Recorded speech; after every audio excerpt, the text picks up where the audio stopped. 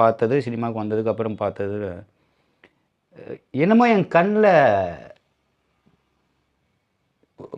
தவறுகள் மட்டும்தான் தென்படுது.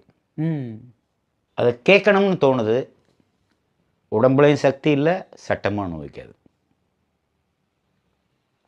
உலகத்தில் நல்லதும் நடக்குது, கெட்டதும் நடக்குது.